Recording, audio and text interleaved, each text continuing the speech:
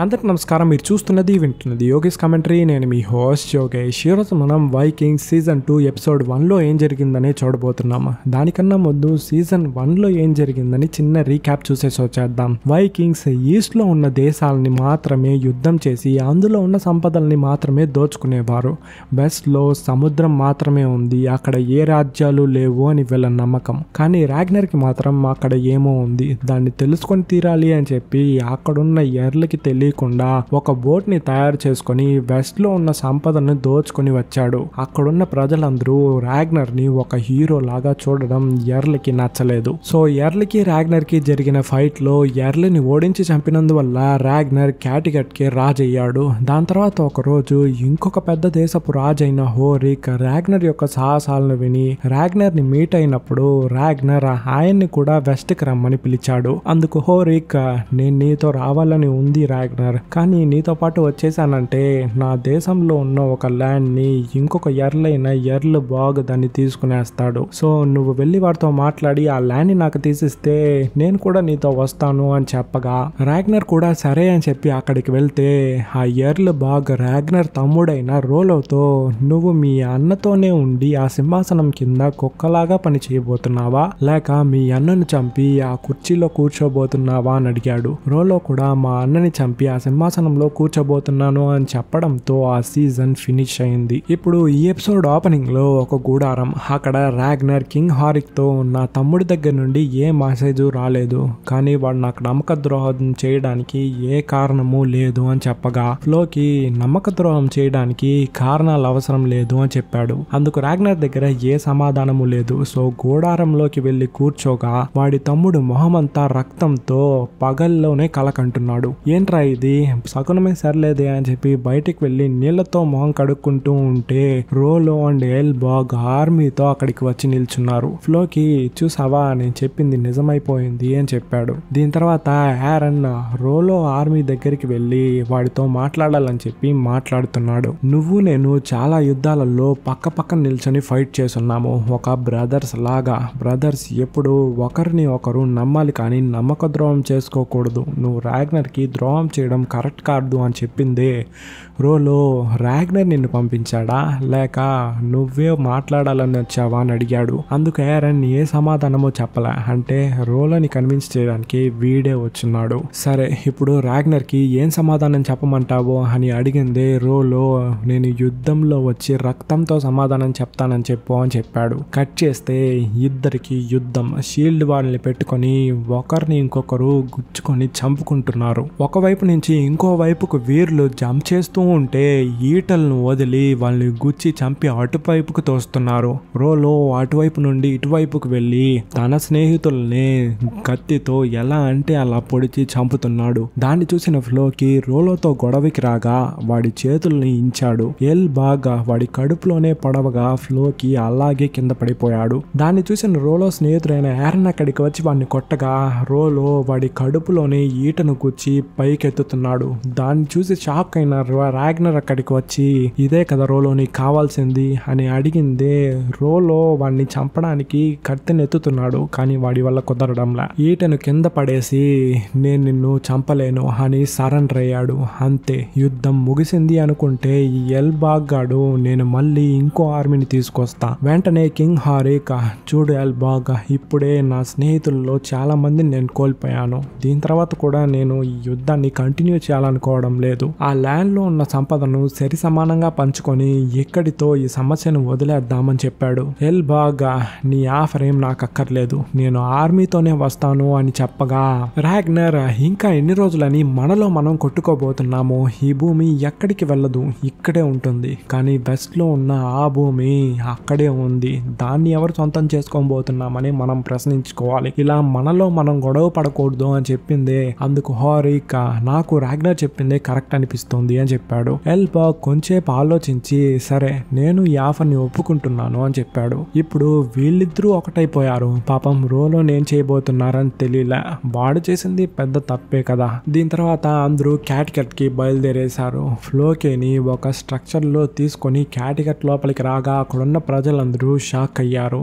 Ragnar ని సంఖ్యలు వేసి తీసుకొస్తున్నారు. ఏంట్రా వెళ్ళేటప్పుడు ఇద్దరు కలిసి వెళ్లారు, ఇప్పుడేంటి ఇలా వచ్చారు అని చెప్పి. కట్ చేస్తే మీటింగ్ హాల్లో రాగ్నర్, లాగ్రదా, ఎథల్స్టన్ అందరూ కూర్చున్నారు. రాగ్నర్ తింటూ హ్యారన్ చనిపోయాడు. రోలోనే వాడిని చంపింది. ఫ్లోకి ఇప్పుడు చావు బ్రతుకుల్లో ఉన్నదానికి కారణం కూడా వాడే. లాగ్రదా అసలు ఆ కింగ్ హారిక్ సమస్యలో నువ్వు తలే దూర్చుండకూడదు. చూసావా ఏం జరిగిందో?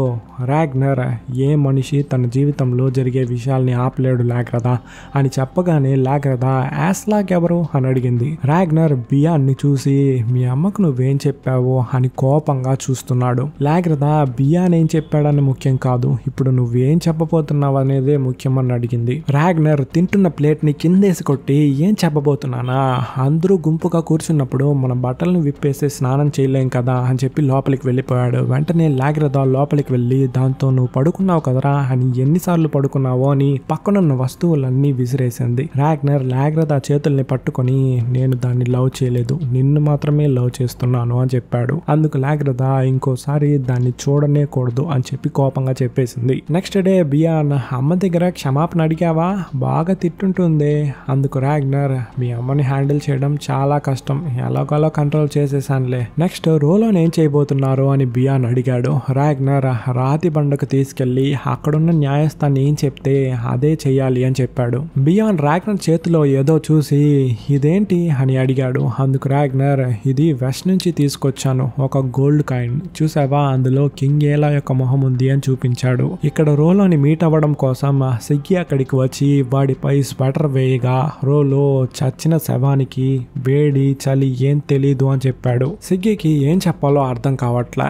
నెక్స్ట్ డే రాతి బండ దగ్గరికి వాడిని తీసుకొచ్చారు. ప్రజలందరూ ఈ నమ్మక ద్రోహిని చంపేయండి అని చెప్పి అరుస్తున్నారు. వాడిని నరకడానికి బలిపీఠం కూడా సిద్ధంగా ఉంది. అక్కడికి వచ్చిన న్యాయస్థాని వీడు మన శత్రువులతో కలిసి మన అందరినీ మట్టు పెట్టాలని చూశాడు. సొంత బ్రదర్ అయిన రాగ్నర్ కే వీడు నమ్మక ద్రోహం చేశాడు. మన స్నేహితులలో చాలా మందిని చంపాడు. వీడి వైపు మాట్లాడడానికి ఎవరైనా ఉన్నారా అని అడిగాడు. థోరిస్టన్ లేదు, వీడి వైపు మాట్లాడడానికి ఎవరు లేరు. అందుకు ఆ న్యాయస్థాని వీడు చావాల్సిన వాడే, కానీ నేనిప్పుడు వీడిని విడుదల చేయబోతున్నాను. మన దేవుడికి వీడు చావాలనే ఉంది, కానీ వీడు యుద్ధ భూమిలో చేసిన ఆ విషయం వీళ్ళ అన్న ముందు మోకరిల్లాడు. సో దేవుడు వీడిని మంచితనాన్ని చూసి విడుదల చేయమని చెప్పేశాడు అని చెప్పిందే అక్కడున్న ప్రజలందరూ ఇది న్యాయమే కాదు అని చెప్పి అరుస్తున్నారు. టోస్టన్ రాగ్నర్ దగ్గరికి వచ్చి వీడిని చంపేద్దాం, ఈ న్యాయస్థాని అంతా ఒక నార్మల్ పర్సనే కదా, మనం దానంతా ఏం పట్టించుకోవాల్సిన అవసరం లేదు అని చెప్పాడు. అందుకు రాగ్నర్ లేదు, మనం ఈ రాతి బండకి మర్యాద ఇవ్వాలి అని చెప్పి పైకి చూసి ఒక విధంగా నవ్వుతున్నాడు. కట్ చేస్తే ఆ న్యాయస్థాని చేతిలో గోల్డ్ కాయిన్, అంటే రాగ్నర్ ని వీడిని అలా మాట్లాడించి రోలోని రిలీజ్ చేశాడు. దీని తర్వాత రోలో రాగ్నర్ దగ్గరికి వచ్చి నేను క్యాటిగట్ నుంచి వెళ్ళిపోబోతున్నాను అని చెప్పి ఇంటికి వచ్చి వాడి బట్టలన్నిటిని సర్దుకుంటూ ఉంటే సిగ్గి అక్కడికి వచ్చి లేదు నువ్వు వెళ్ళకూడదు అని చెప్పి వాడిని కన్విన్స్ చేసింది. రోలో అందుకు ఒప్పుకున్నాడా లేదా అని తెలియలే. ఇక్కడ రాగ్నర్ తన కూతురైన గీడాని పూడ్చిన ప్లేస్ లో కూర్చోన్నాడు. వీడు యుద్ధంలో ఉన్నప్పుడే కదా ఆమె చనిపోయింది. గీడా నేను ఎప్పటికీ నిన్ను మర్చిపోలేను, నువ్వు నా గుండెలోనే ఉంటావు. ఒక తండ్రి తన కొడుకుల్ని ఎక్కువ ప్రేమిస్తాడు, కానీ ఒక కూతురు వాడి జీవితంలో వెలుగునిచ్చి ప్రేమను కూడా పంచుతుంది. నువ్వు ఇప్పుడు దేవుడి దగ్గర ఉన్నావని నేను అనుకుంటున్నాను.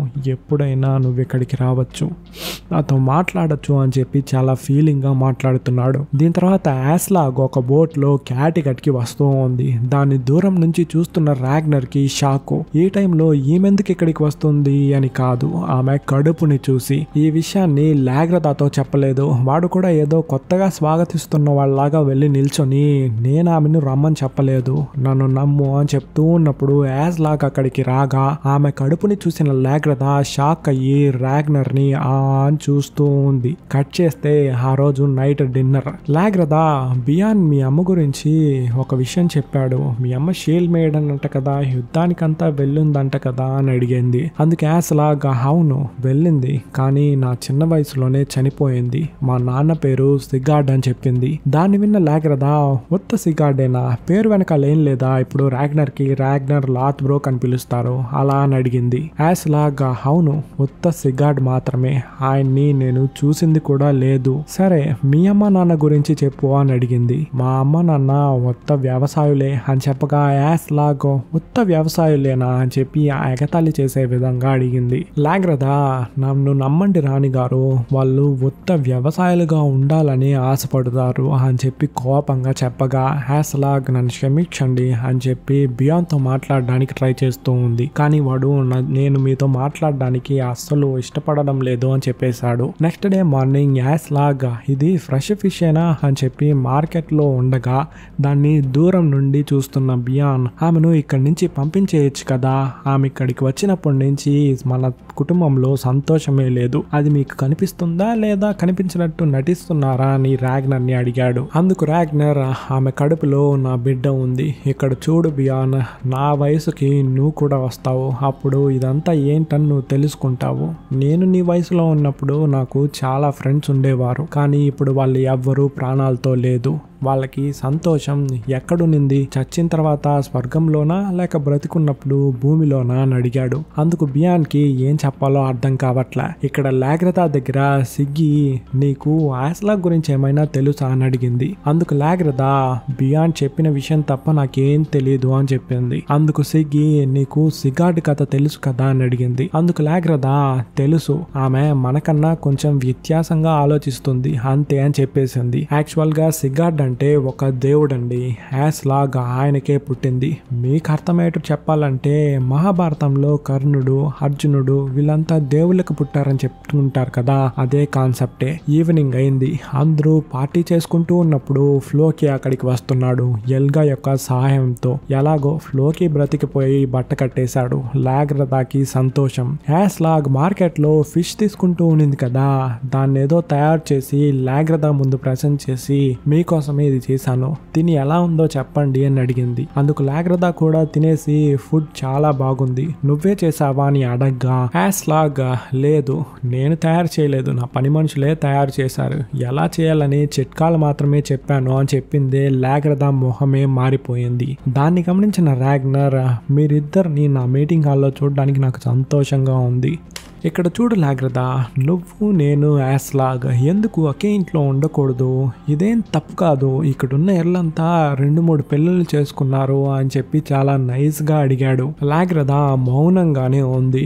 ఆమె యొక్క మౌనం పడకలో కూడా వచ్చింది. దాన్ని అర్థం చేసుకున్న రాగ్నర్, నన్ను క్షమించు, ఆమె నా బిడ్డను కడుపులో మోస్తూ ఉంది, సో నువ్వు ఖచ్చితంగా ఆమెను ఒప్పుకొని తీరాలి. నీకు అబార్షన్ జరిగినప్పుడు నేను ఎంత బాధపడ్డానని నీకు కూడా తెలుసు కదా అని చెప్పి ఎంత చెప్పినా కూడా లాగ్రతా అలాగే మౌనంగానే ఉంది. ఆమె యొక్క మౌనానికి అర్థం ఏంటని తెల్లవారిందే తెలిసింది. ఆమె మొత్తం బట్టల్ని సర్దుకొని అక్కడి నుంచి వెళ్ళిపోవడానికి తయారైంది. దాన్ని తెలుసుకున్న ఫ్లోకి అండ్ టోర్స్టన్ అక్కడికి వచ్చి బియాన్ని కూడా నీతో పాటు తీసుకెళ్లబోతున్నావా అని అడిగాడు. అందుకు లాగ్రతా, అది బియాన్ యొక్క నిర్ణయమే, నాతో రావడమా లేక వాడి నాన్న దగ్గర ఉండడమా అని చెప్పేసింది. టోర్స్టన్ బియాన్ని పక్కకు పిలిచి, చూడు బియాన్, మీ నాన్న ఒక ఎల్, నువ్వు మీ నాన్న దగ్గర ఉండడమే మంచిది అని చెప్పేశాడు. బయటికి వచ్చిన లాగ్రతా, బియాన్ ఇట్రా, నువ్వు ఇప్పుడే నిర్ణయం తీసుకొని తీరాలి, మీ నాన్న దగ్గర ఉంటావా నాతో పాటు వస్తావా అని అడిగిందే బియాన్ కొంచెంసేపు ఆలోచించి నేను మా నాన్న దగ్గరే ఉంటాను అని చెప్పేశాడు. లాగ్రతా వాన్ని గట్టిగా హత్తుకొని ముద్దు పెట్టి సరే వెళ్ళు అని పంపి సిగ్గికి గుడ్ బై చెప్పి అక్కడి నుంచి బయలుదేరింది. బియాన్ కళ్ళ నిండా నీళ్లతో వెళ్తూ ఉన్నప్పుడు వేటకు వెళ్లి వచ్చిన రాగ్నర్ విషయాన్ని తెలుసుకుని వేగంగా వెళ్లి లాగ్రతా బండిని ఆపి, నాతో ఒక్క మాట కూడా చెప్పకుండా ఎక్కడికి వెళ్తున్నావు, నువ్వు నాకు ద్రోహం చేసి అవమానించావు, నీకు నాకు ఈ క్షణమే డివోర్స్ అయిపోయింది, రాగ్నర్ నువ్వు వెళ్ళడం నాకు నచ్చలేదు అని చెప్తూ ఉన్నప్పుడు బియాన్ అక్కడికి వచ్చి నేను అమ్మతోనే వెళ్తాను అని చెప్పేశాడు.